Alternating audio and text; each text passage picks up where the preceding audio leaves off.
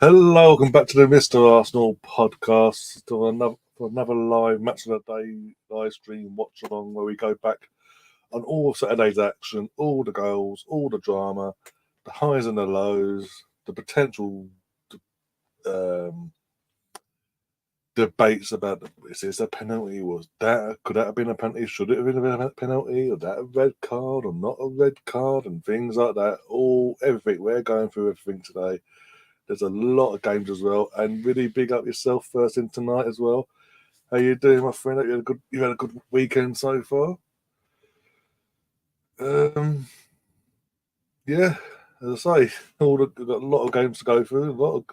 Some goals, meaningful goals as well, not just in the title race, in the hunt for survival as well, in terms of in the bottom of the table as well, or the relegation scrap anyway for the ones that are bothering to try to stay up in this league. And yeah, can't wait for it. And we all get to relive, all us Arsenal fans get to relive the big game tonight. The main event. We're all here to rewatch Arsenal win 3-0 against that team on the coast. As you see, I'm literally, the temperature has dropped and I've got my long sleeved top on today. Instead of the t-shirt, I've got the long sleeved actual top on. Pink thumb through as well. Oh dear. Oh, Tom's in the chat. How you doing, Tom? Missed you earlier in the live watch on me and Liam and all that, and Joel's in for a bit as well. Hope you're okay, all things considered, with the how things went for you today anyway in terms of results for your team. Apart from that, I'm hoping you're having a good day anyway. I hear you have a very busy night with the watchalongs and all that tonight, so I'd rather you than me. I do that in the pre-seasons and it kills me. Doing the late night stuff. You got the Arsenal misfit as well in the chat, and then when the video comes back, says not bad at all. Also, last weekend was at Motd for the cup final. Oh, he was actually at the final itself. Oh, that's cool. Oh, that's brilliant. That is. Was you behind the goal? Would make majority, as in the goal where we obviously all the Arsenal fans were at, or was you at one of the other stands in between? Because what I can make out, it's very Arsenal dominated from the fan side of things as well. But that's brilliant. At least, and again, you got to see the Arsenal win, lift the trophy, and celebrate as well. That's brilliant, that is not. I'm actually jealous because I wasn't. And the next best thing, though, I was here instead with the guys and girls. I've been too busy to think about. Yeah, fair enough. That's fair. It's a one-off. There's what, 6 games for you guys left in the league wise. I mean, I think I don't want to jinx nothing, but I think you'll be fine anyway. Leicester have got another two more mistakes than them, I think. Let alone, well, depends what Ipswich we get as well, but yeah, Leicester have got a couple more couple more fuck ups in them, I say, in the last few games.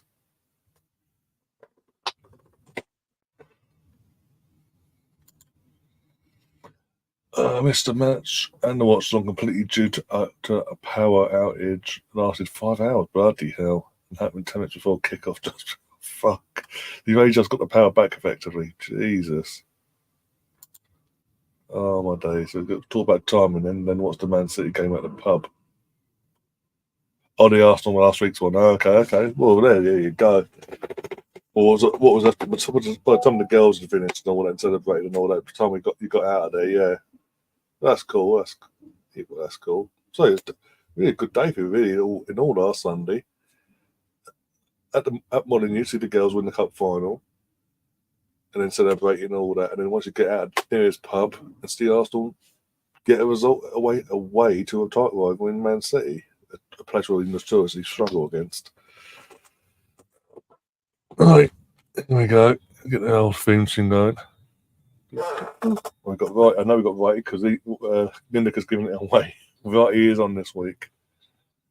The match of the day. Out of interest, Tom, if you don't mind asking, who have Leeds got next? Is it midweek or is it next weekend itself? I did say this to Tom, Liam earlier. The fact that you're playing Coventry City, in terms of neighbourhood rivals to Leicester, you would have thought Coventry would have given you the win today. Just gone, okay, no worries. Just to make sure, add some, especially after Ipswich's fuck up, just to make sure that fucking they've still kept at arm's length, basically, in the old title charge, promotion charge, when you call it. Well, you're back, are you? How you doing, Troy? So who are you going to show first? I'd assume they do, because Arsenal, obviously, spoilers wise, Arsenal won. They're doing that. Oh, really? Dion Dublin? He's not really made an effort, but okay. I mean, he's wearing red, but it's not hardly making an effort. Yeah, the first game of the day is Crystal Palace versus Manchester City, the early kickoff.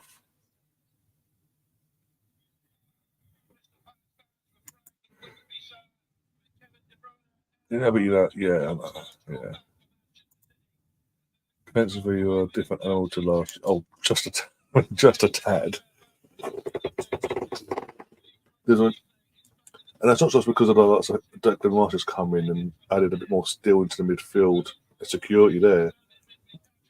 And it helps, but I think it's the fact of we've got.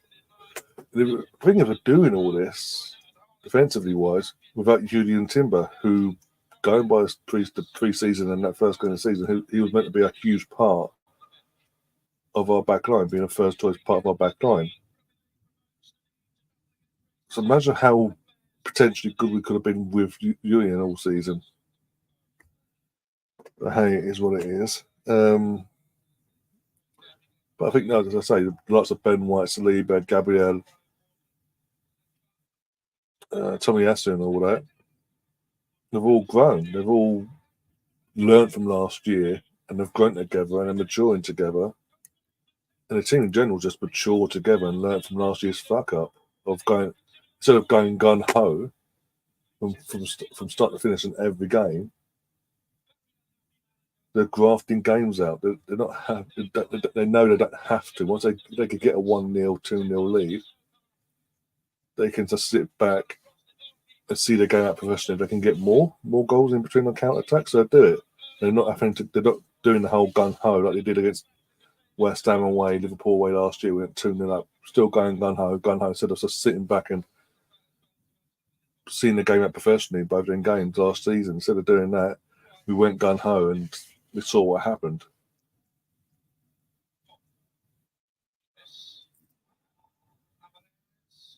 Jesus, oh my God. So yeah, much all that, almost like that rambling there. Obviously, Palace scored their first goal. Motd with the goal.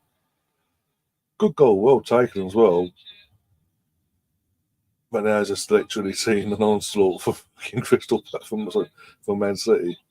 Like, how dare you score against us that early?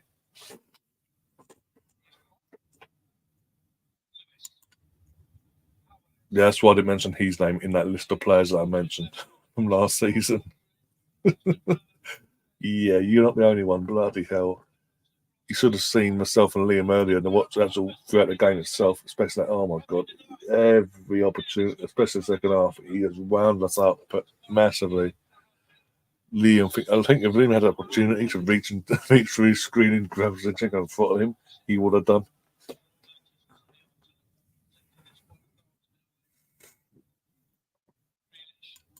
I believe he is, but if Tom's in the chat, I'll let him answer that one for definite. I believe he is. Don't hold me to that though. The colours just scored fucking De Bruyne. Jesus Christ. What is the pace defence doing there? I mean, the goalkeeper could. There's nothing Henderson could do there.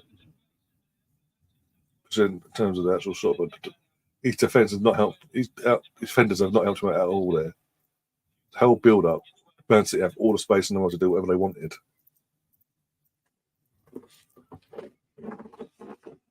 dear. I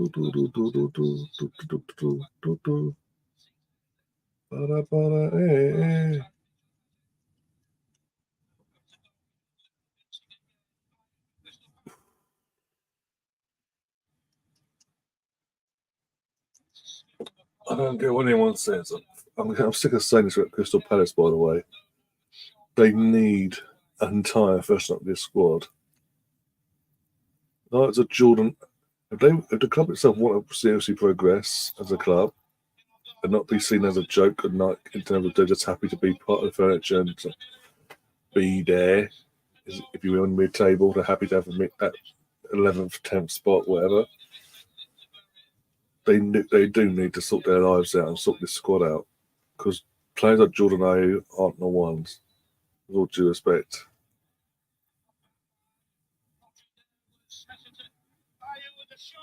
You've got two amazing attacking-minded players, by the way, in Eze and Alese.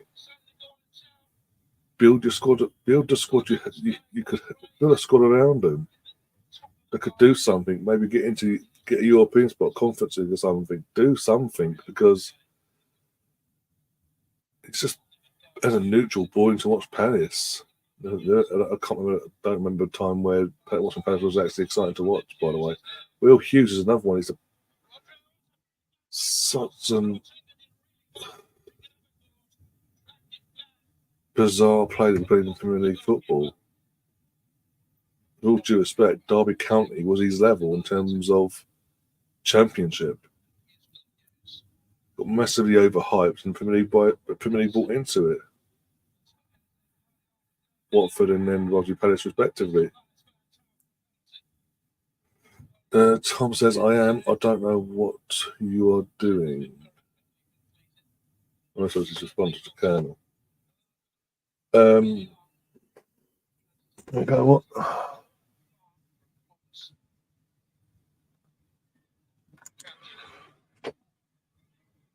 I will be watching is in German or on tonight or tomorrow night. Again, let him answer all that. That's pathetic from Palace. Fucking bastards. I will say, I said this earlier, for anyone who wasn't in the Watchalong earlier, I said this as well. Hazam, or I can't remember his name now, but the Man City fan, they always go, football heritage. Man City are football heritage now because they won a Champions League and this, that, and the other. Fucking Arsenal rattled the life out of him. He complained about us last week because we got a 0-0 draw and our fans that went there were a happy, buoyant mood and wanted to celebrate with the team. And then today he's at the game apparently. He came to be at this game, Palace versus Man City. And all he's doing throughout the match is tweeting about fucking Arsenal. But Jesus Christ, could you be more obsessed? I'm sorry, I don't know about other people, but when I'm at a football game, I don't get my phone out and go, right, either during the first or second half or at half time, go, right, hey, let's talk about our rivals. I'm focused on the game. Even when I'm doing watch-alongs, I know there's other people that will tweet out whilst the game's playing out and all that, but I'm just focused. When it comes to the Arsenal games, I'm just focused and literally, that's it. I'm with you guys and that's it.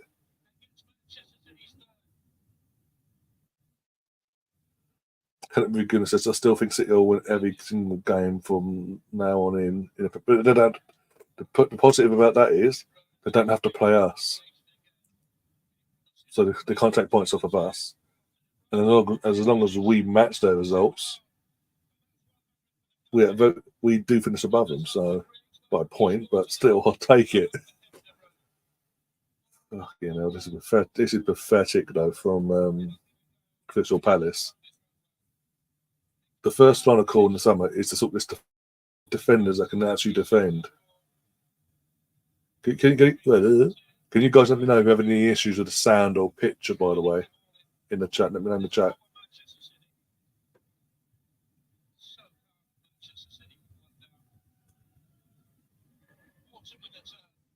I don't. Yeah, like I say, I don't get it, Colonel. Like, just tweeting out in general just does better. But when you're tweeting about you're at a game, your team's winning, but you're going like phone down instead of being there celebrating chant, like, especially an away game, singing chants, enjoying the moment for what it is. You got actually got you're like, everyone's like phone out. Let's talk about let's for this case. Let's tweet about Arsenal. Martin Odegaard and De Bruyne comparing the two. Cough.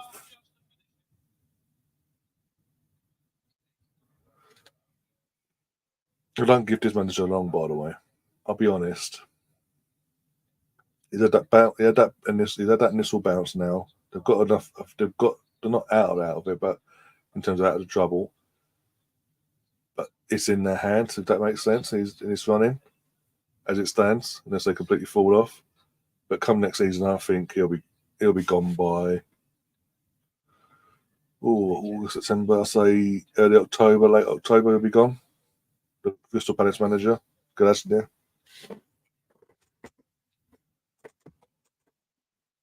Because he won't. Because ironically, the Palace owners won't back him. They won't get the players he needs to get into improve. He's got to move on and actually stop being this team that always gets threatened with relegation and move and actually show some promise and do something different in this fucking league. Oh no, they'll be fucking same old, and he'll be sad. And fucking Roy, poor bastard, be brought out of fucking retirement again.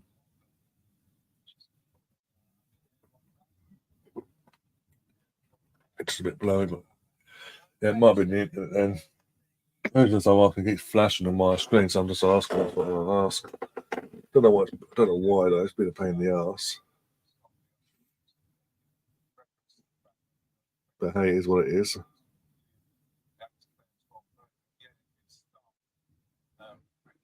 BX in chat, big up BX. Big up to the 55 people watching over the two platforms of the channel and on my Twitter account. If you are watching on Twitter, come over to the Arsenal YouTube channel, subscribe and all that. But also, either way, even if you don't do it yet, get involved in the chat as well. Give us your thoughts if you're an Arsenal fan. Give us your thoughts on the Arsenal game today as well. Or if you're a fan of another club that's going to feature tonight, give us your thoughts on your team today.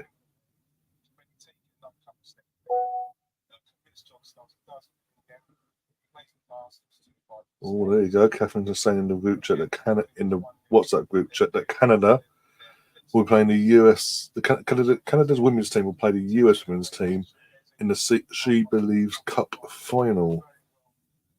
That's going to be interesting.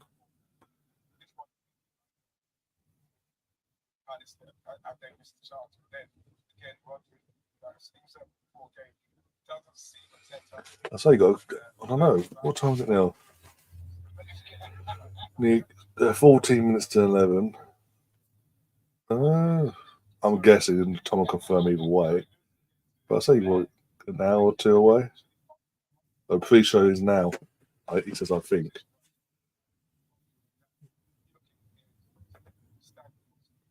Stefan's in the chat. There you go. It's Tom and Stefan in the same place.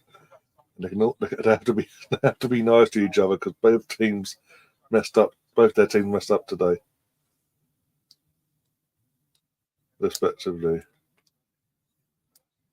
I did ask who you guys are next. Stefan, out of interest, who have you got next in the championship?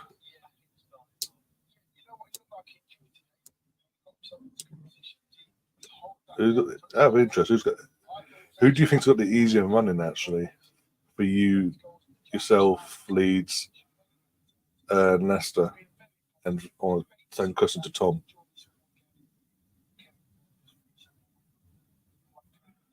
Three shows in an hour. Show starts at 1 a.m. UK time. There you go. So we'll be wrapped up before. We'll be well and truly wrapped up before that starts, guys. So don't forget, Tom, you haven't already. Tom, get your link in the chat as well. Go subscribe to Tom if you haven't already, and sorry, go and check out his channel and help promote that as well.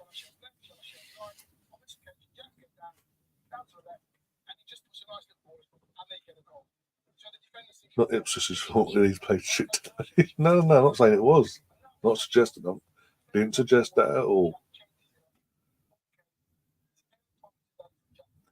It was always a bit, yeah, I get what you're saying, because it was always a bit tough. A, it's a derby, you're away from home, and B, they're in apart from last week, they're in a decent run of form, and they're in the run for the trying to get that playoff spot, that last remaining playoff spot.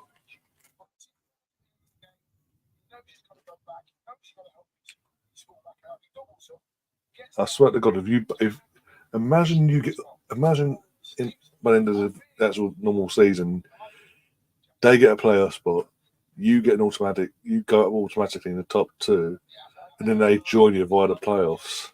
We've got the East Anglian Derby in the Premier League next season. Oh my God.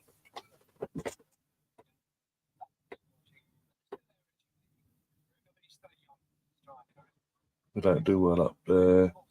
Players to get relegated, they will come up right away. Those block of 6 teams. Even Luton to Fulham. I think Fulham have. I don't think Fulham any threat anyway. All going down anyway. Look too good to be EFL Championship. Well, it's the parachute payments they're getting as well. It's like with Leicester. Leicester shown this year when they went down last season that apart from Madison and a couple others, they was financially able to keep the bulk of their squad, which has meant why they've been able to be up there pretty much all season. I know they've fallen off recently and made it tighter than a lot tighter than what they needed it to. Here we go. The real reason we're here to relive this moment. There we go. Same scoreboard for Murray. I'm not changing it. Fuck that. Brighton versus Arsenal. Let's go. The Zerbi getting put in his place again. I think I'm going to say it's about De Zerbi, and I know there's a Brighton fan that he's up to the channel and all that. Going by De Zerbi's recent comments about his his future with Brighton or away, and how he's worded things, I think the brief success he's had in the brief time that he's had at Brighton since taking over from Potter has gone to his head, and he now thinks he's better than Brighton, and that could backfire and fuck his career up. Put it that way. As Judy says, match of the day is finally starting proper. We didn't count the last game. It was just there. To be honest, I'll be honest, Stephen, I haven't actually seen the winning goal from Norwich today, but it's just mad that record they have over here. I know it's been split over time because obviously there's a brief time when you're both in different leagues and all that, but it's just mental now. 16 games and counting that they haven't lost to you guys yet, home or away. But as I say, it would be absolutely mental that your first season back in the championship, you got automatically, and they fucking come up behind you with by the playoffs, along with hopefully these. I don't want Leicester. I've put it out there. I said it public from day one. I don't want Leicester coming straight back up because they'll come if they come up.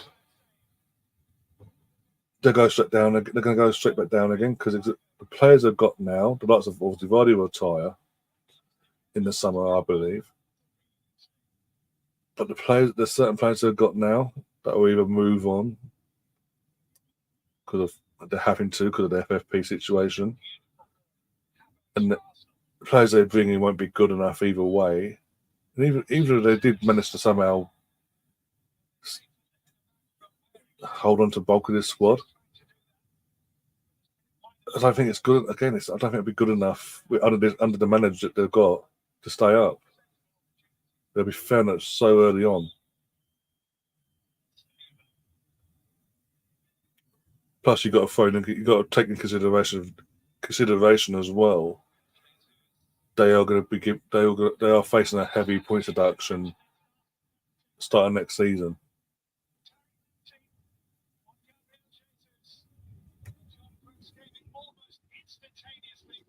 it's bonkers, but there's something like it's mainly draws, but you know what I'm saying there.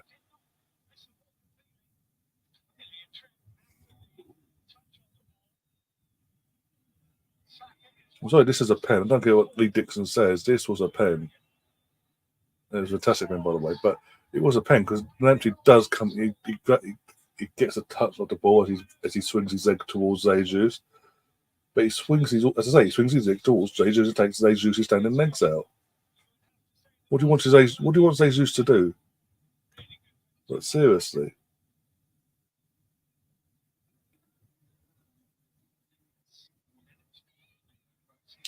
Yeah, what a load of bollocks that is, Chris. What a load of horse shit.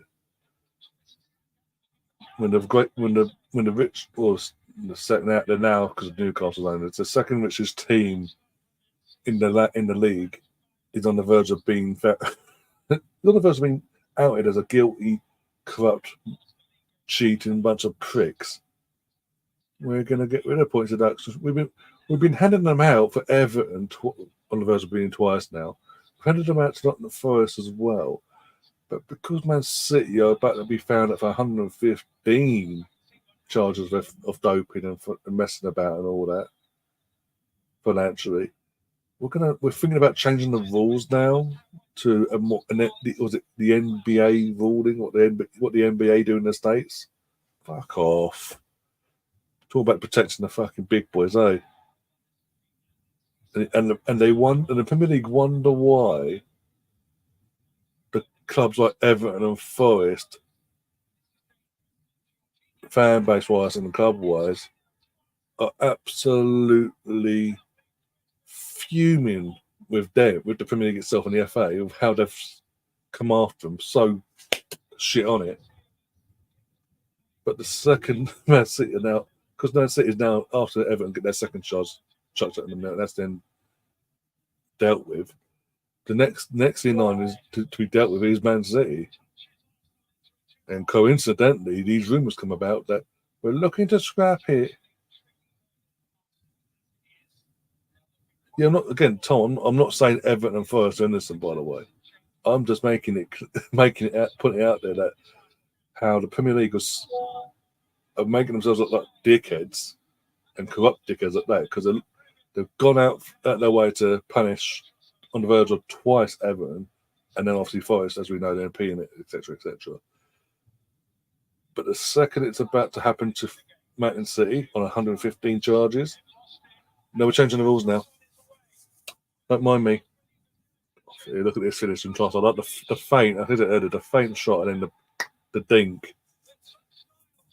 You know, he wanted to fucking celebrate proper, but he's in front of his own Arsenal fans now. He's like just stood there, like, because he knows how much more that would piss off not the fans itself, Brighton fans, but it'd piss off De Zerbi.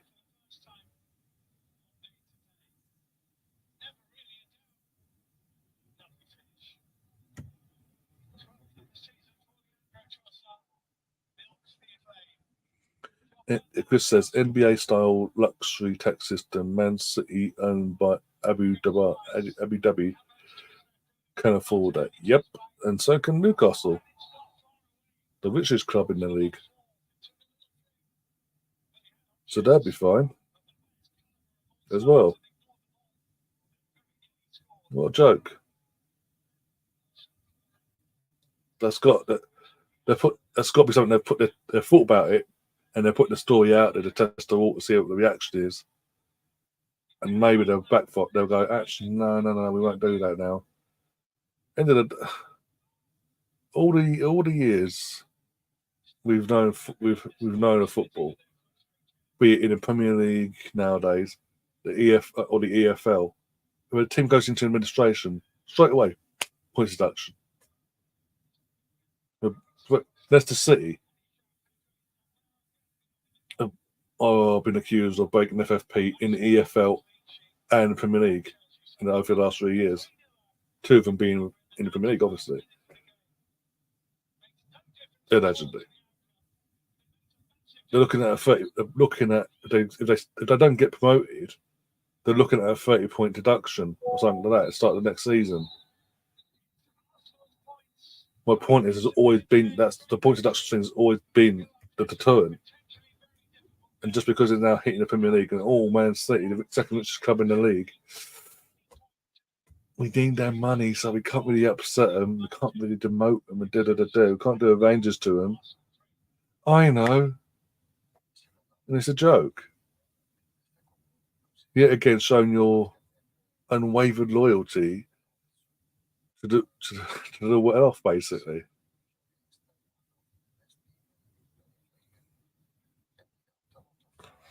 It's an absolute joke, Chris. It's an absolute joke.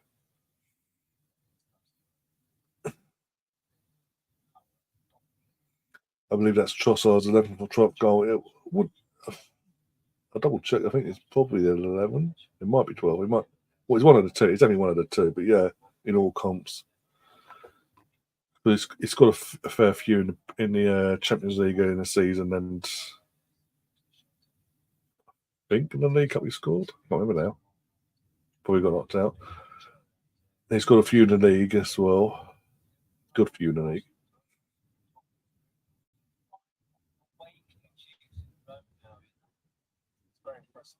The lawsuits will be many and huge. Exactly as that as well. What I don't get really a mental thinking this will be the best thing ever. Just in time for Man City. So we can't. Well, this is the new rule now. This is the way we're punishing them now. Where was this thought of a rule change back up? We'll be saying this happens in September. Where was this last season for Everton twice and not in the Forest? Where was it for Leicester City? Where was it for Portsmouth all them years ago? Where was all this for X, Y, and Z? Derby County in the EFL.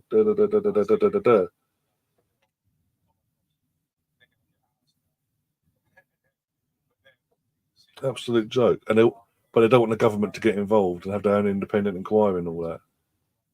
Taking the piss.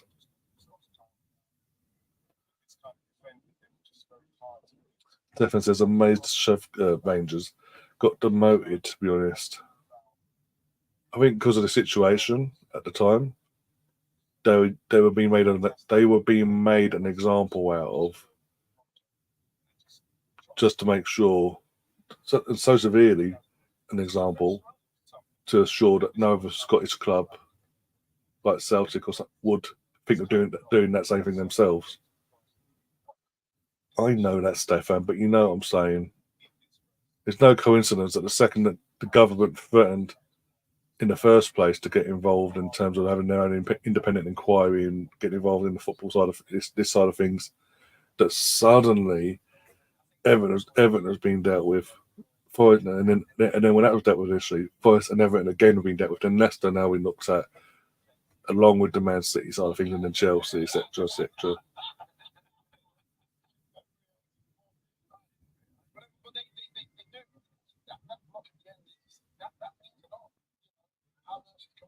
Don't get me on them. Don't get me started either. Jesus Christ, be all right. Colonel says Browning has been suspended from YouTube for 2 weeks. We need to start. I think you mentioned on his Facebook. I don't know if you've got Facebook yourself, Colonel, but he did mention something along the lines. One of his videos apparently overstepped the line or something. I don't know. He didn't say which video. And that's why it's been flagged. Basically, whatever he's done in that video or said in that video, whatever the video this is, and he's basically upset the people, the powers that be at YouTube, and they've gone, right, you're naughty. We're going to suspend you for 2 weeks, and then you can't post until then.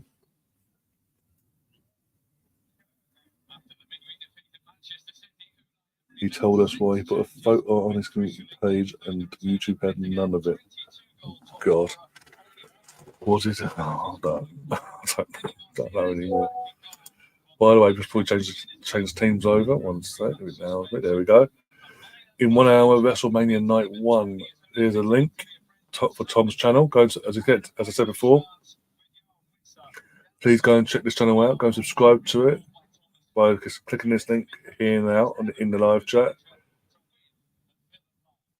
And support the channel, and obviously whilst he's live and all that, share the link as well once all your social medias and all that, and really help promote that promoting that stream base, and you help get more people more eyes on the channel.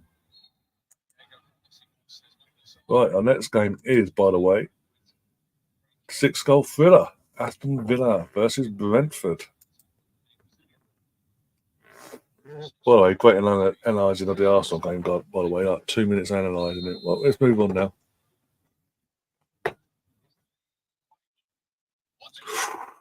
Boy, with a free kick there, almost. Bloody hell. These teams literally stole millions upon millions from other clubs, and they will want it back. Any lawsuit, exactly. It's going to get, if the Premier League go ahead with this rumoured suggestion that they're the NBA system, whatever, and they go ahead of it and implement it in time so Man City can't be punished the same way, it is going to get messy. It's going to make the Premier League going to be an absolute shambles next season, because even if Forest and Everton both stay up respectively, they're going after the Premier League because of the fuck up the entire season being put, especially for Everton's point of view, the entire season has been put on these point deductions that they're facing. Same with Forest, half their season's been basically near enough decided on point deductions and things like that. And then you fast forward a few months, and because it's a new season and new rules, but Man City are all right. They're going to and the Forest saying that he's going to lawyer up basically more than anyone else to take on the Premier League. The Premier League won't know what's hit them. They really won't. And even if Leicester don't come up, Leicester will be the same with Leicester. Even if they stay down in to Championship, it'll be the same there. Fuck me, that was poor from the goal. What was Flecken doing? Oh my god. That's 1-0 Villa, but that was Watkins has been given the goal. McGinn crosses it in, header, and the goalkeeper just makes a meal out of it, and it goes over the line. Because he fluffs these lines, he goes over, hits the post and over the line. Arsenal, Alex says in the chat, Arsenal 2024, 11 games, 10 wins, 1 draw, 38 goals, 4 goals conceded. I don't want to say it, but it's 2-0, by the way. Second half is underway, and it's 2-0. It was that Rodgers with the goal. Tielemans with the assist. In other seasons, that will be title winning. That'd be a title winning run, so they say, and statistics. That'd be a title winning statistics as well.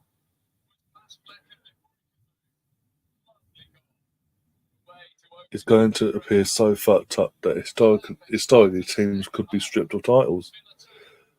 Yeah, that's what should realistically and honestly, if Man City are to be found guilty on every single charge that's put against them, these 115 charges, realistically, you have to, amongst the points deductions and the financial punishment you're going to throw at them, you have to chuck them at the league, relegate them to at least the League One, at least because of the severity of the amount of charges in one hit. League One League Two at a push. Obviously, the bottom tier, the one before the Conference League, sorry, at the very least, but League One be more realistic. You got to do that, and you got to strip Man City of every single trophy title, league-wise, FA Cup, League Cup, that they've anything they've won domestically. You've got to strip it off of them. You have to, for the integrity of the sport, because integrity-wise, from the moment you've started this investigation, where you've looked at it and gone, this is where it starts till this is where it's ended. If they then found, if the club you're looking at, and they found guilty on that, you've then got to go, well, you've won all this. In that you're guilty, and by that means you then, we believe if you hadn't done this, you wouldn't be winning. So basically, thank you very much. That'd be like 2 other league titles for Liverpool, another league title for United, I believe, or 2 league titles for United. No, 2, one for Mourinho, one for Ole Gunnar Solskjaer. Bloody hell. 2 more titles for Klopp, plus the FA Cups, all the FA Cups they've won in that time. So Stoke, Watford, I can't remember else they've played in the finals now, but all the FA Cups they've ever won in that time frame go to the runners-up. Tottenham get a trophy by default in terms of the League Cup as well. We get a league title our way because of last season as well, and a League Cup thrown in as well, 2017, by default, because historically it's happened in other leagues. In Italy, I've always referred back to it, 2006. With the match fixing scandal in Serie A. Obviously, was it Juventus? What's the name? I think now. It was Juventus, AC, Lazio, and someone else. And basically, they've had them all guilty of the respective charges, all 4 clubs. They all got punished. And at the 4 clubs, that were involved, all the honours they'd won individually in that time frame, if any of them have won honours, be it league titles or domestic cups, they got it stripped off of them with immediate effect. And ironically, it's actually given to Inter Milan. But league titles wise, they were given to Inter Milan because obviously they're the next in line that hadn't been involved in that whole situation of match fixing. And you had points deductions thrown. Juventus, because Juventus are the biggest offenders, they got demoted to Serie B, for a season. But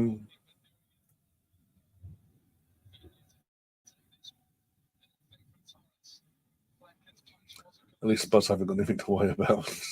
Well, cross that bridge when we come to it. It's going to piss. I'm hearing City will get off with some more changes in coming. Hope not. Well, that's what we're talking about, BX. The rumoured changes to the rules that would save. Bloody that's torn shirt. That would save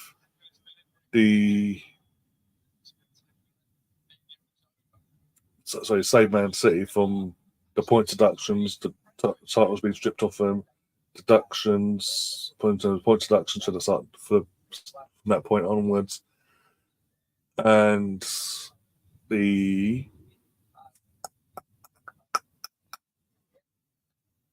fines and everything that's going to come up their way, basically. If it stays as the rule says they are, this new potential rule change changes everything for them and in their favour.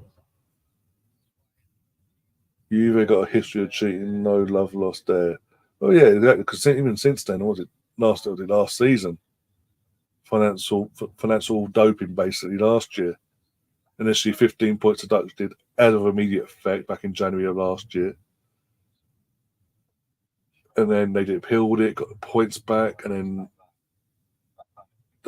the Italian FA then appealed it back to the Court of Arbitration, Sporting Court of Arbitration, and they got 12 points deducted. They get in their appeal back in terms of events got the 12 points. They still, don't know, and they got fines in this, that, and the other. And in the meantime, the now former football director at Tottenham, who was a football director at Juventus at the time of this alleged situation, he's been banned from football. He quit his job at Tottenham. He's just got messy. But it would explain why they were so dominant, by the way, in terms of Juventus. It would explain why they went to for 8 years on the bounce, winning the Serie A and all that, all the domestic honours.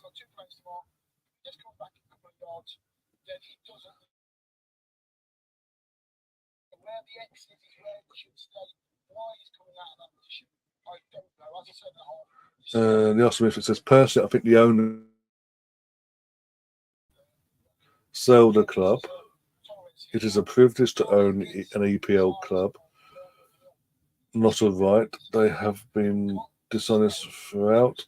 Every step of the way, they are not worthy. No, it is. I know.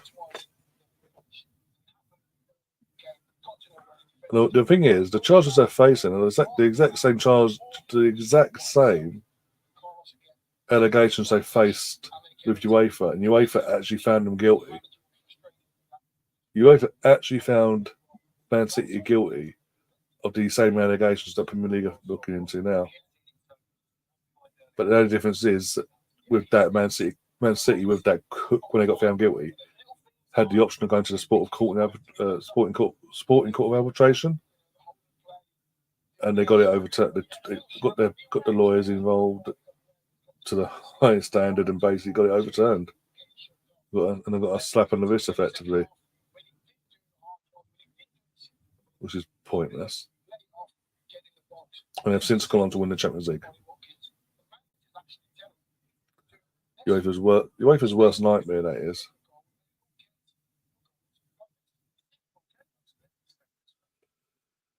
But hey, it is what it is. Leave them to it. If the Premier League want to change the rules, they will do, but they will be facing lawsuits.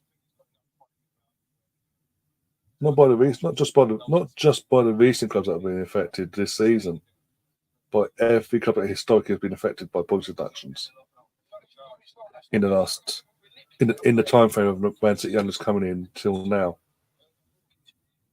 Which could be very interesting, considering one club was forced into non-existence for just over a year, and they've had to rebuild themselves as a new entity, as in Barry. Oh, next game up. There we go. Oh, big one. Big game here. I'm not taking the receivers. It's actually a big game in terms of the bottom half of the table. Luton at home to Bournemouth. Right.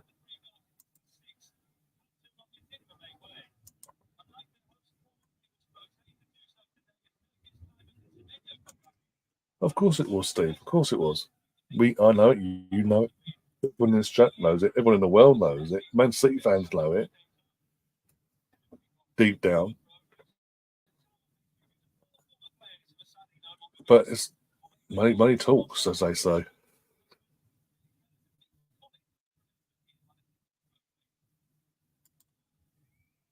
Well, if the Premier League go ahead of this rule change, then it'll be happening by September onward. Anytime from September onwards. The second they change the rules, and then Man City are the first to be punished via the new rules, in inverted commas. That will be the moment. Within 24 hours of that verdict and that situation coming to light, the gates of hell are going to open.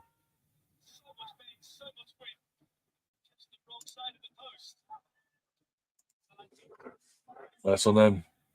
I have no sympathy for the Premier League when they do things like this. I really don't. The post from Clive there. Patrick's old young boy. Mental that I've lived through. I'm at an age where I lived through Patrick Clivert's peak years as a footballer. He retired, brought up his son. His son then got into football himself. Wants to play, and obviously, always wanted to emulate his dad. And is now playing Premier League football for Bournemouth. I'm sorry, it's just mental for me. Like, yeah. Are you doing a watch along for the Glasgow Derby, the Old Firm? If I'm awake, if I'm awake and I've got enough time to prepare for it, then yes. The plan is to, yes. But as long as I'm not busy. I'm not busy and I'm awake, basically. That is a plan. Just got to make sure the schedule's completely freed up for it to definitely confirm it. So was it 12 o'clock, 12:30 kickoff? There's Old Chris, Jesus Christ. Ian Wright's grandson is playing too. I feel old, but Ian Wright's grandson, Kevin Campbell's son as well. I think, was it? Aren't they both? I don't know. I don't know what the situation of Tyrese is at this season with Stoke, but I think Wright, Ian Wright's grandson, Wright Phillips, compounds his first name. Isn't he out? He was sent out on loan, wasn't he, for the minutes at the start of the season from at Stoke?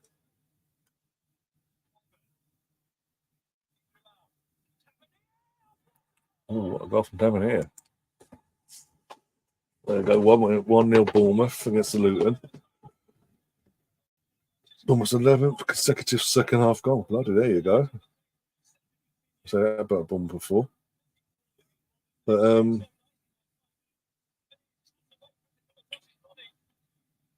yeah, that was mental.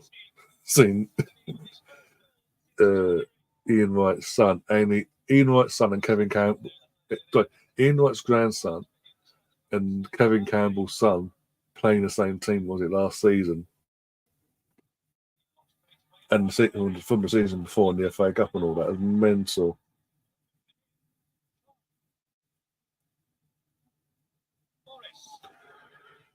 I think his granddaughter was supposed to hear from Newton, but Ian Wright's granddaughter. I think she's 7 or 8, but she's into football as well, and he's obviously there when he does her football training and all that. He's always there supporting her and all that. So it won't be long until we see. It won't be long until potentially until we see. It's like obviously he's 8, 9, or 10, depending on how old he actually is. If she's 10, if she is, I believe she's 10. I don't know, but if she's 10, in the next 6 years, 6 or 7 years, we're going to see Ian Wright's granddaughter in the women's game at some point. Don't know what club, but there's a potential there. If she has the talent and obviously gets the right support as well, that's going to be mental. The grandson and granddaughter of Ian Wright playing professional football. Bergkamp's grandson, she'll be a gunner. I think she is a gunner as well. Every time Ian Wright posts a video about her, he's got her in the Arsenal gear. Bergkamp's grandson said, "Yeah." I mean, that wasn't so hard though, because obviously Donny, even though Donny van der Beek, I know he's coming out of Frankfurt, but obviously on loan from United, because of how bad things have gone at United for Donny, it wasn't really a debate, was it? It's like, yeah, sure. You know what? It's a classy club. That you could be an Arsenal fan. I'd rather him be an Arsenal fan than a fucking United fan, Dennis. I'm not fighting this one. Oh dear.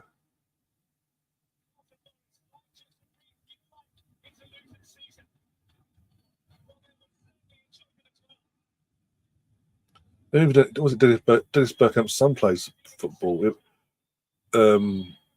He had a trial. Was it what? He had a trial at Watford. I don't think he had a trial of Arsenal. He had a trial at Watford and got a 6-month deal for the rest of that season at a time. And then it didn't work. Well, for whatever reason, it didn't work out the way he wanted it to. And then was it the last one I had is at Bromley? And that's mental. Dennis Bergkamp's son plays in plays in England, but at Bromley. But you know what I like about that? That he hasn't just gone kicked the toys out the Premier and gone, don't you know who my dad is? I'm a Bergkamp. Yeah, I should be playing for this one and that one. I should be playing for all these European elite clubs. Da, da, da, da, da. No, he's happy. He's genuinely happy to go down to the tiers of where Bromley is and show his worth there and work his way up that way.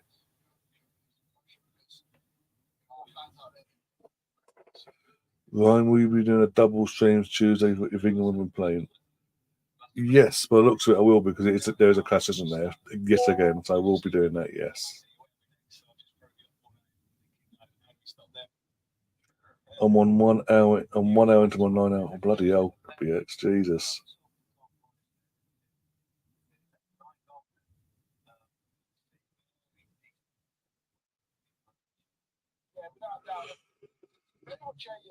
Oh, God.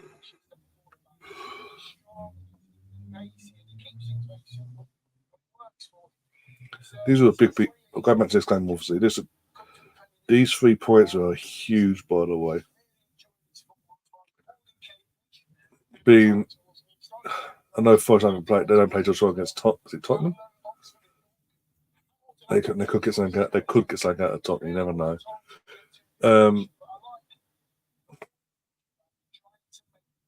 It could, as I say, these 3 points from Luton could be huge in terms of their survival hopes come next month. But this is what I'm saying about Luton.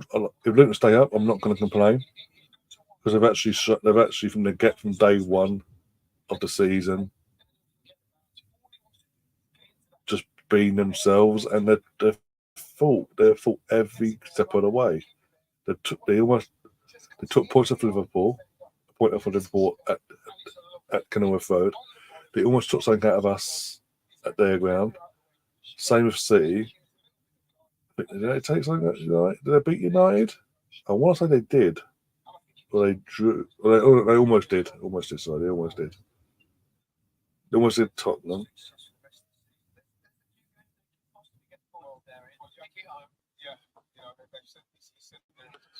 Be funny if we had an East England derby versus Luton.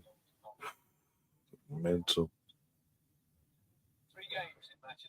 I quite enjoy Luton's brand of footy this season. Because it's that David versus Goliath attitude they're having. Like, we've got nothing to lose. Every game they've got nothing to lose. They know deep down they shouldn't be in this league. This early on in their project. You know, it's 10 years old, the project itself, when they got promoted back into the full-time leagues. But they're giving it a fist. They're doing this. You know what?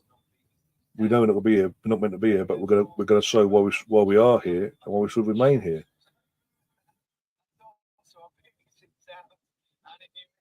You can't complain about that. When you compare it to Sheffield United and Burnley, they've just come up and gone, "Hi guys, part of the numbers FC,"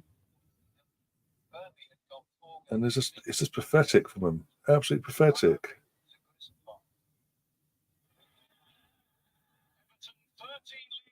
There we go. Next up, Everton versus whoever they play today, Burnley.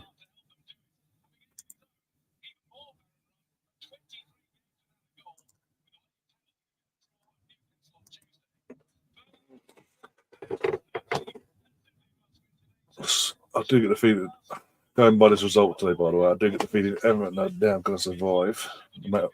They're getting the points on the ball now, knowing there's another point deduction on the way, officially coming. So they're getting the points on the ball before they get taken off them again.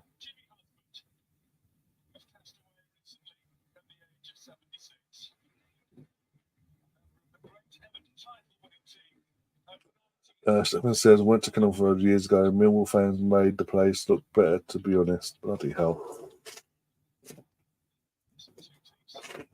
Doesn't say much, but still.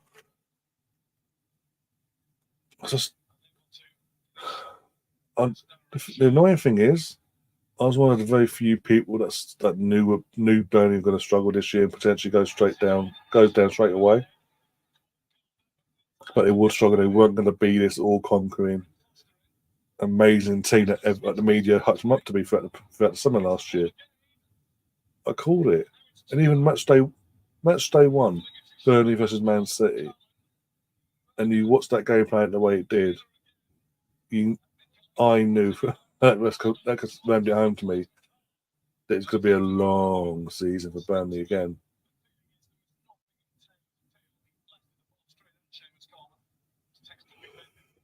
Oh dear.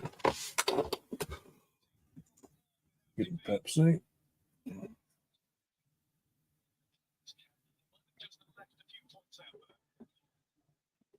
No, but my point is, when I say that, because I knew that, But when you see people, when you see other YouTubers, bigger YouTubers doing these league Premier League predictions and all that for the season started, or the media in general, Sky Sports and all that, they were giving Burnley and company massive props for a ball even being kicked. Like it's going to be a great season for them. They're back in the Premier League. They played an amazing brand of football they did in the Championship. They'll be fine.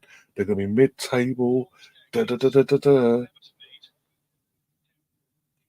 And I'm just like, no, they're not. No, that ain't going to happen. They've been proved right. But the worst thing is, in terms of being proved right, is in amongst all, there's no. Oh my God, what are the Burnley goalkeeper doing there? Calvert Lewin scored a goal. He didn't do nothing. He didn't have to do anything to score it. He just stood there, put a leg out, because the goalkeeper for Burnley, who was their first choice last season in the Championship, did he there in the ball?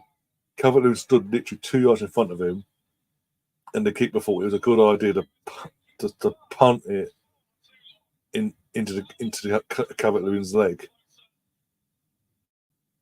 He just went, oh, okay, over and in. Fuck me. This is as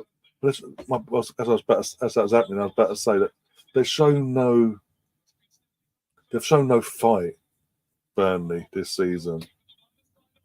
And as a neutral, that would be disappointing. Then as a Burnley fan, that's got to be disappointing. That your teams come up, do what they did last season, but this year they've refused to adapt to the league, let alone show any fight at the very least in terms of trying to stay up in this league. So they knew again. Like certain players know the standard. They're not used to this league. They need to adapt, but they ain't got time to adapt. But they've just accepted their fate basically, and not really tried at all.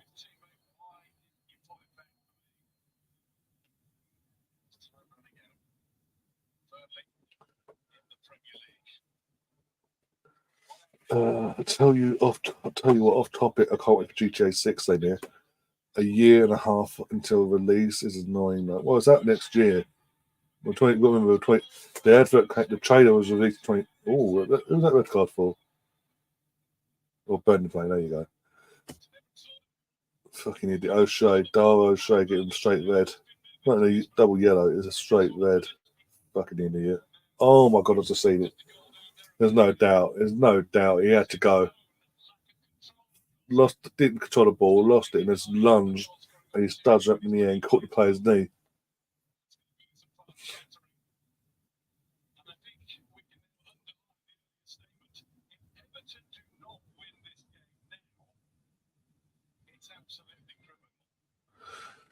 But yeah, in terms of GTS, you got to remember the trailer got released the back end of 2023 last year. We're in 24. They said it's coming out in 2025, so next year. So we'll probably we're getting a proper trailer. Some point in the summer, I say June or July, we'll get another trailer, an official proper all singing all dancing trailer, a bit more.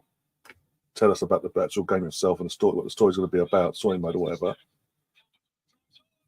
And then I say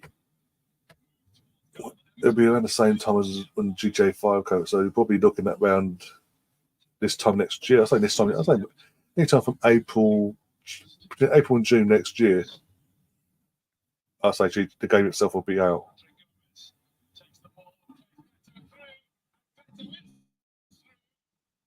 Yeah, Colonel. Because of how long we've had to wait, and because of what again that teaser trailer showed us as well, and another generation of gamers coming through as well, it is going to absolutely obliterate sales. I mean, when GTA 5 came out, it was mental. People where I live and all that, where the game store used to be, because now the game is now part of Sports Direct or whatever. Now they've got a partnership with Sports Direct, so it's no longer doing the individual store. They've got a segment in Sports Direct. But when obviously this game had their own store and all this, obviously back 11 years ago in the town centre where I live. I remember going in the next day. The day, no, day of release, but literally I didn't go down in terms of when it released at midnight because they did a midnight release and all that because I knew it was going to be manic. It was because I knew a few people that the management and all that at the time, and they said literally from the door, it's a all the way around into the actual deep into the town centre itself. And they were there till like 3-4 in the morning before they were able to wrap things up and close up and take a few hours to come back again. But I went in the day of release. Like I'm trying to think now. This would have been. It would have been the day of release. It was on my break, so it would have been around because I was working that day. That's the reason why I didn't go as well. Midnight release, so I worked on the day itself. It was around 3 o'clock in the afternoon. The nails break, so it was around 3 o'clock in the afternoon. And I was working. I got my break, got myself sorted, and just went 5-minute walk into town to where the store is. And I spent my entire break. I didn't get to eat anyway. Spent my entire break trying to get myself and brother the copies of that GTA 5 basically we pre-ordered and all that. But the queue was that long. You had to queue up. Even if you pre-order stuff, had to queue up. It was mental. And that was, as I say, 3 in the afternoon, just before school started kicking out as well.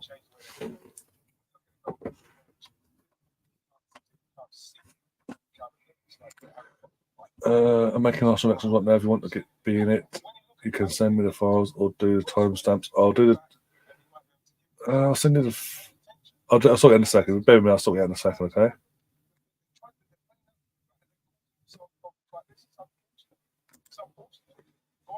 Stefan was Liam was very amusing today. Just a tad.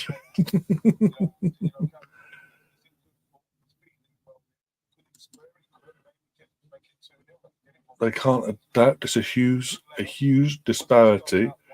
You imagine being a club like Ipswich at the moment. You know, you could be out in the summer. So the thing is, in terms of obviously teams coming up next season, I think if Leicester came up, they'll go straight back down. They'll be like watching Burnley and Sheffield United this season. There's just no fight. There's just like, okay, we accept our fate straight from the off, basically. The manager gets sacked or not, they'll be like, no, we accepted our fate, whatever, we're gone. Someone like an Ipswich coming up who hasn't had that taste of Premier League football for so long, the fans will be up for it from the day one at Portman Road. I think we'd get a similar situation of Luton, what we see at Luton, where that never say die attitude, and they've got nothing to lose. Like David versus Goliath, we've got nothing to lose. We're going to enjoy the ride, and if we can stay up, we can stay up. If we don't, but at least we're going to die trying, basically. I think certain teams that are coming up and down or going down and coming straight back up, players respectively for their respective clubs are having because of that don't have the same hunger and desire, in my opinion, that you would do what we see at Luton or.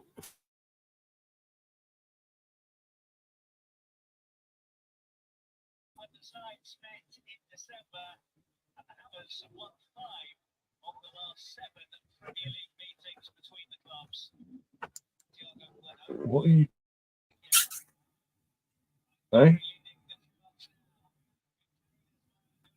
Next game. Sorry. Bear with me.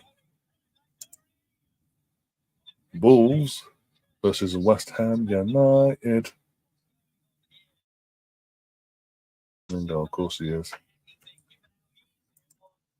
What are you doing? Why is my thing not changing? Let me know if everything's okay on the screen, by the way, because I have no idea. I don't know what's wrong with the internet tonight. It's really pissing me off.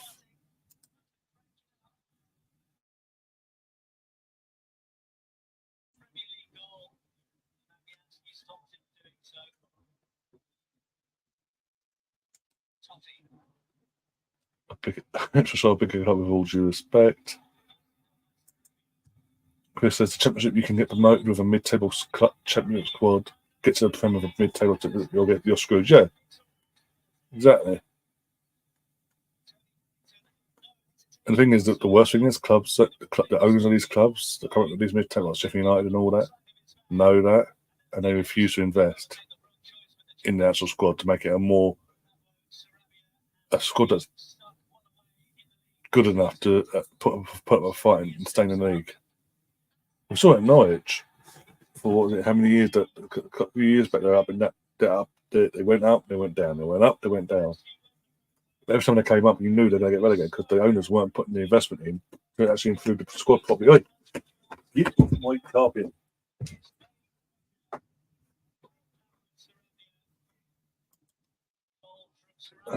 Company deserves a sack. This is why I like so much.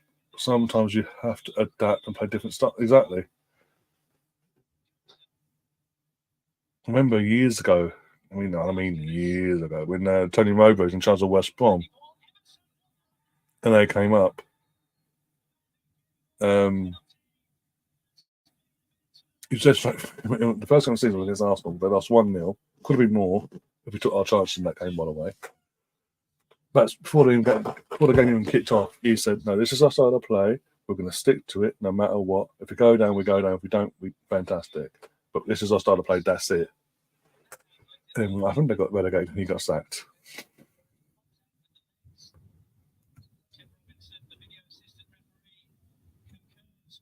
Really?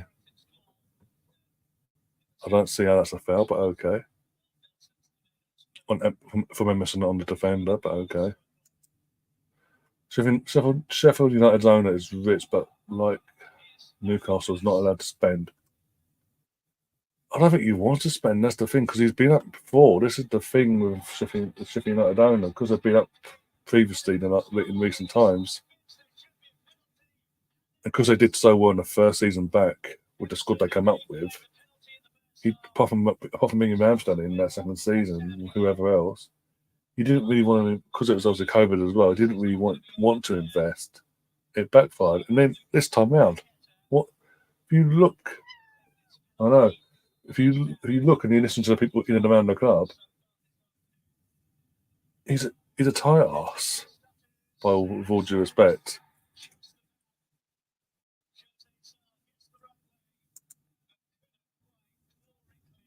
Knight's parachute payments are in end. If they don't go up this season, they could be in the. Oh, there you go. There's that as well. Oh, I've been saying this for a few weeks now. In terms of the three teams that have gone down from last season that are trying to get back up now,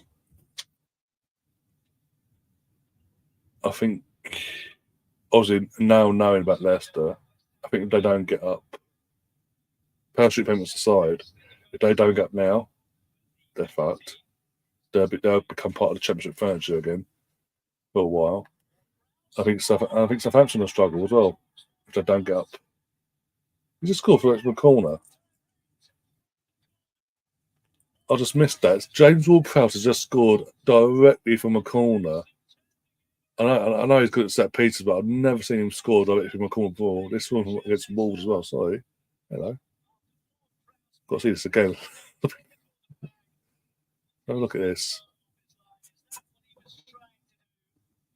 Fucking hell. What a goal that was. That'd be goal a month because it's straight from a corner. Okay, he enhanced his inner Katie McCabe. If you know, you know.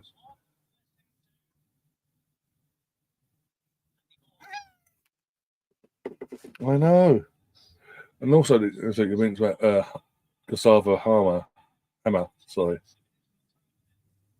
Does that happen in an Archer? But does in terms of Hammer, sorry, I'm saying this. Does that happen if Coventry came up though? And also, you got to remember the timing as well. It wasn't like he got it. The players you mentioned, he didn't exactly get them early in the window. It was like back end before, just as the season got underway.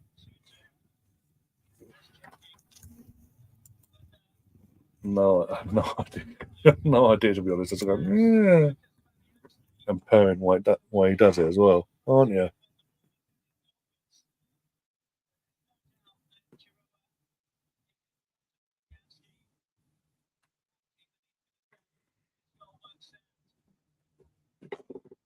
Where's your sister? Hey? She comes to my legs. Say hello to the people. Oh, well, take your knackers off. That'd be fantastic. Hello to the people. Hello. Oh, no. No? Okay. I didn't see why that goal got disturbed, by the way, for Wolves. Sorry about that. Me switched off, got distracted. Hey, you needed my leg.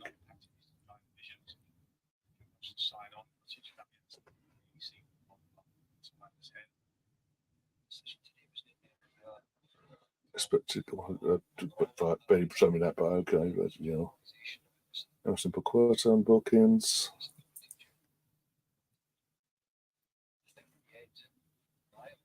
Well, West Ham in the, I don't even know where West Ham are in the league. It's thousands. Yeah. What are you doing?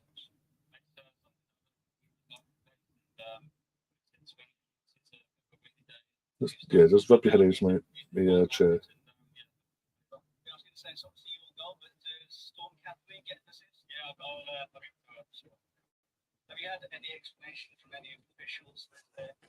Oh, Gay O'Neill is crying foul play by the looks of it. Again, I can't back him up or not in terms of the situation because I genuinely didn't see why the goal got disallowed at the end there.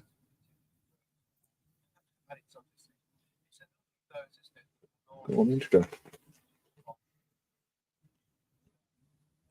But sorry, just going back to what we were saying before, like I just want, I've got no problem. I'm not a dog on nothing. I want new teams that come in this league and actually do what Luton have done this season. I love that. It pisses me off. I've said it before, and Stefan, you guys are here or have been here for how many years now since I've been doing all this. Know my faults on Norwich in terms of it's long term. It's not just saying it for this season. In terms of against Burnley and Sheffield United, I was saying this when Norwich became the Yo-Yo Club briefly.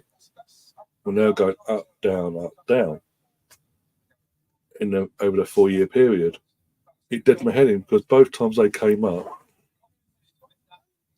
first time he could have excused just because it'd been so long and he wanted to get the experience with the players and assemble a squad that would be good enough to come back up straight away and make a fight of it the second time round. But it came up straight away, but it's the same Norwich from the first time round. They're just same players, no difference to the squad whatsoever. Too good for the Championship at the time, but nowhere near the standard of staying in the Premier League. But they never tried either. In both seasons, especially the second season, they came back straight back up. They didn't try. It was the same. It's like watching them from the first season. You wouldn't know the difference, and it pisses me off when these clubs that do that. They use the parachute payments. They come up and they use the parachute payments scheme to know. Well, we're well off anyway. We can do this and now. They go up and down, up and down. It just does, mate. West Brom did it for a brief period as well years ago. It just peed me off.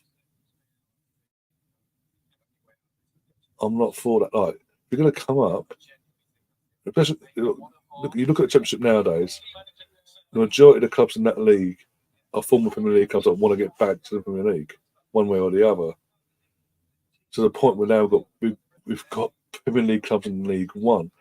There's a couple in League Two. There's one that was in League Two. It's now a part-time run club because in the conference side. In terms of Oldham, looking that's mental. Oldham. No, not former Premier League club are no longer a full-time run club. They're part-time club. That's mental. But there's clubs in that, as I say, there's clubs in the there's clubs in the Championship, but also in League One that would kill you back in the Premier League, and they'd actually make a fight of it. I mean, Fulham, I had to go at them back in the few years back because they were building that reputation of going, hey, we're back, down. Hi, we're back, down. And it was the third time of asking, but they came back up, that they've actually got the owners have got the right, straight from the off, but when they were in the championship the last time round, brought in the manager they've got now. What his name now? It's gone blank for a second. Put a squad together capable of getting back up at the first time of asking, one way or the other, knowing that the plan was to actually make a fight of it and stay in the league, and they actually did. Marco Silva, that's it, Marco Silva. And they used it, and when they came back up, they used what their strength. They used what they had as their strength to stay in the league in terms of Mitrovic and all that. And they've slowly added certain players into the squad that are good enough to be in this league. And they're now making themselves a good, decent part of the Premier League furniture again. They're not just here to make up the numbers. They want to win games and try and get as high up in the league as possible.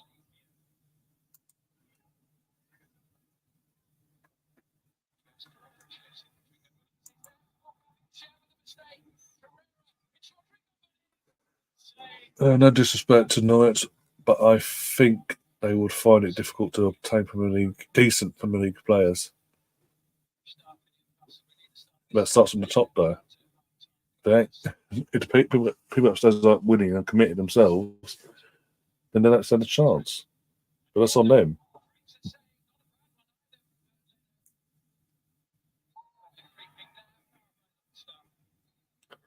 I think this will be different because it could be different. Obviously, Tom will tell if he were to come up.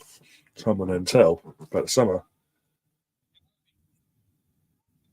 I think you could be because of the story of being League One into the Championship. First time of asking you back, bang! In terms of first thing you're back in the Championship, boom, yeah, in Premier League and all that. Playing an exciting brand of football, an old school ground, a fan base that gets that place rocking as well as we saw the other night. I think you'll be able to recruit with the right people in place. Be able to recruit a couple, 2 or 3 decent Premier League based players, but they've got to be in the right areas, not just for the sake of it, just because they're Premier League proven in the right areas that will make your squad better, and just build from there, and then just try and sustain. If you do stay up, just slowly do build things like that. Don't do. My point is of Norwich. It was just they came up. They didn't even try. It's especially the second time round. First time we could excuse it, but as I said, second time it was like, I'm just watching what we saw a couple of years back. What's the point?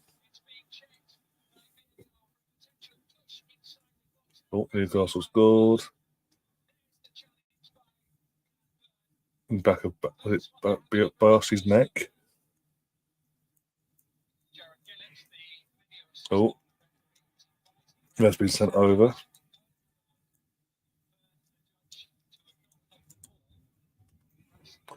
Ipswich recently had a £400 million investment. Bloody hell!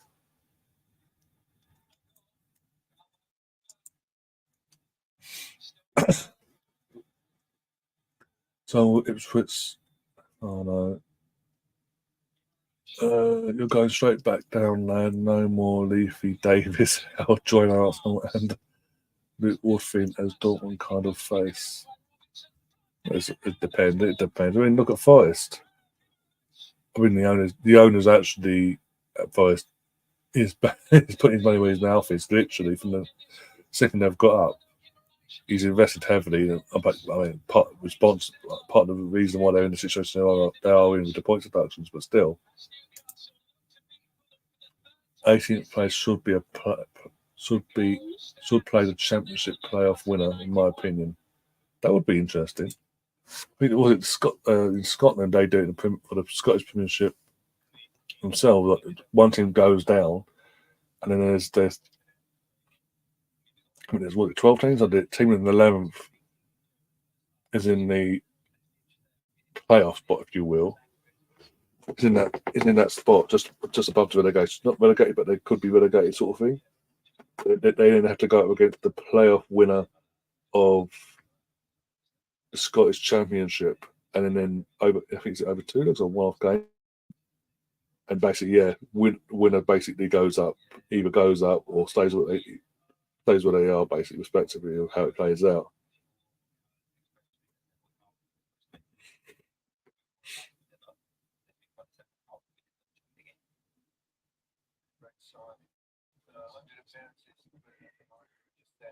I mean, it says a lot about that game. Literally, like 5 minutes worth of, not even 5 minutes worth of highlights there. It's like, done, move on.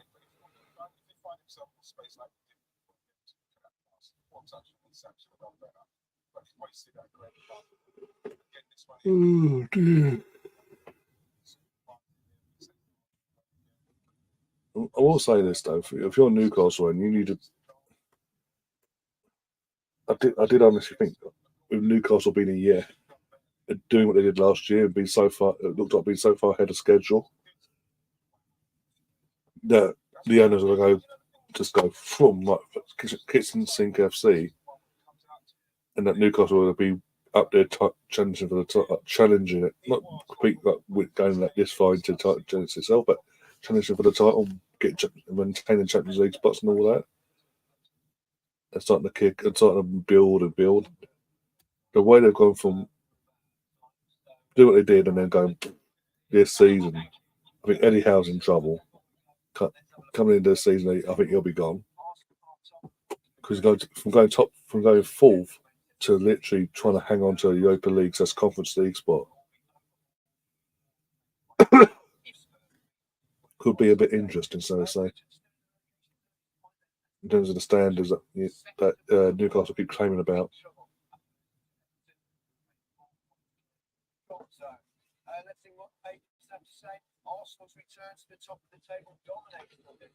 Oh dear. I've been falling for that. If you're falling for that nonsense, Jesus Christ. It's here for Top Guns. It was got ridiculous analysis, seriously.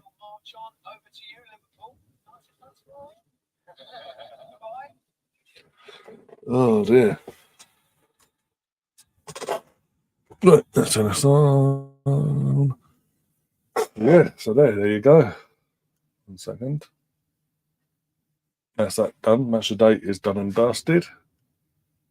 Some good goals there actually today. Bit of drama as well, the VAR.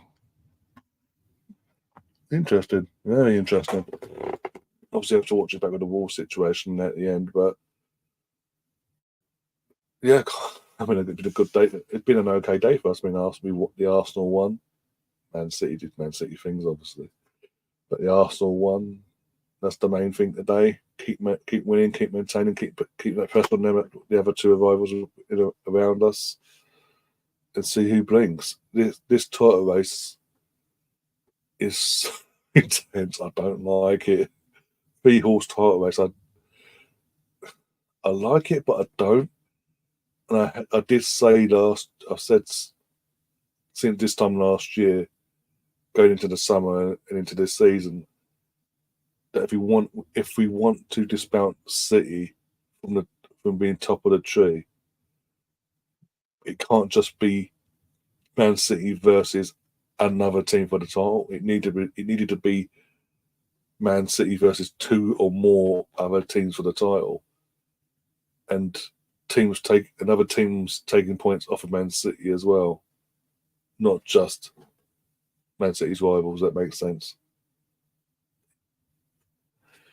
For anyone else to have a chance, us to have a chance, or Liverpool to have a chance, it had to be more than the one team going up against City. And I know we're involved in it for a second year in a row, and it's still again after so many years getting used to it. But because it's a 3-horse race at the moment, I'm not liking it in terms of because because of how tense the title race is now. It's like a point in it currently as we speak, and I know Liverpool got to play tomorrow, but as it stands, it's a points difference between top second and third, with Liverpool still to play tomorrow against United. But it's so, as I say, it's so tense that the first team to blink and mess up and drop points, be it a draw or defeat, that's then pretty much done for, basically. And I don't. We just need to keep plugging away doing our wins. In the meantime, we've got obviously Bayern Munich on Tuesday. It's gonna be fun, and we've got Aston Villa next weekend, next Sunday. This will be interesting. Thought it was a late kickoff as well, 4:30 kickoff.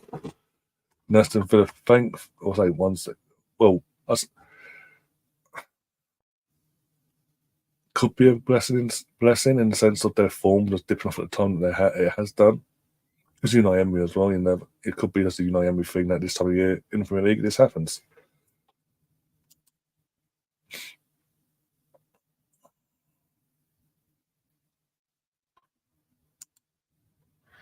What time is United v Liverpool? I'll double check. If the computer lets me, I can double check on my phone. Actually, not a phone. I have more joy at the moment on the phone side of things. Man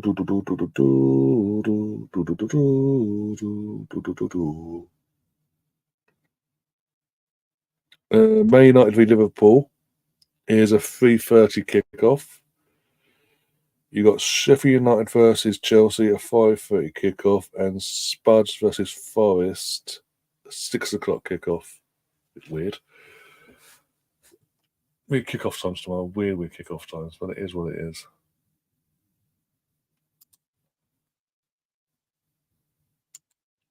Midday because determine my mood. I bet it is. I bet. Yeah, Chris is in there. He's saying like 3:30. Yep, 3:30 kickoff, confirming it. No, be interesting. Yeah, I don't get it. I don't like that suddenly this season, randomly throughout the season, we're seeing Sky mess about the Sunday schedule like this. I mean, when Arsenal played Man City at the Emirates, and in the season, what would normally be a 4:30 kickoff was, I think, was it 3:30? It was a random. I think it was an earlier kickoff than it should have been. And it's the same kickoff as tomorrow's game, basically, I believe. And was it last week? The kickoff was weird as well, at weird time. And there's been a few other games where it's been like the main game has been messed about with, basically, in terms of time scheduling. For whatever reason, it just feels like they're, because obviously I've said it before. Super Sundays used to be your first game of the day, and then like 2 o'clock, whatever it is, and then that would finish, and then it'd be 50 minutes later, or 20 minutes later, could it be 4:05 on Sunday? The main game of the Sunday schedule, be it Arsenal, Chelsea, whatever it was, it's 4:05, and then man, out of nowhere, they just decided to give it more breathing space between the 2 o'clock and the late kickoff, so they moved it to a 4:30 kickoff. And it's just random. It just seems like random this season they're testing the waters of what the fans will be accepting of in terms of if we were to change the schedule again and mix it up a bit more again, would they be happy with this one or that one? And it's a bit pain in the arse, I say. 12:30 kickoffs aren't normal. Again, it's TV, isn't it? Never used to be 12:30 kickoffs. Not every fucking week, anyway. Once in a blue moon, maybe.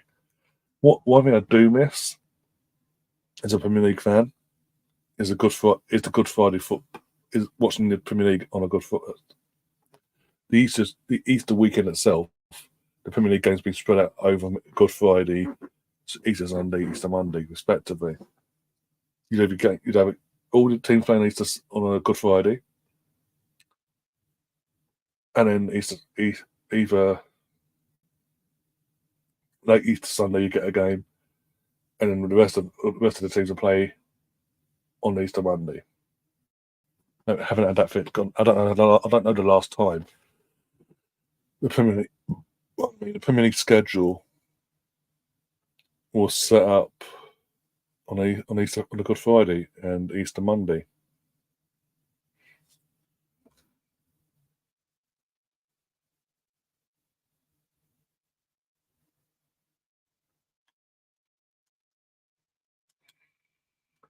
No, it's just the most random fixtures I can possibly think of sometimes as well. Like fucking, what was it? I can't remember what one I think now. One set. I think one week it was like, for example, I'm trying to think now, top of my head, Everton versus Forest or something like that. At a time of the season where it was the biggest dead rubber you could possibly think of.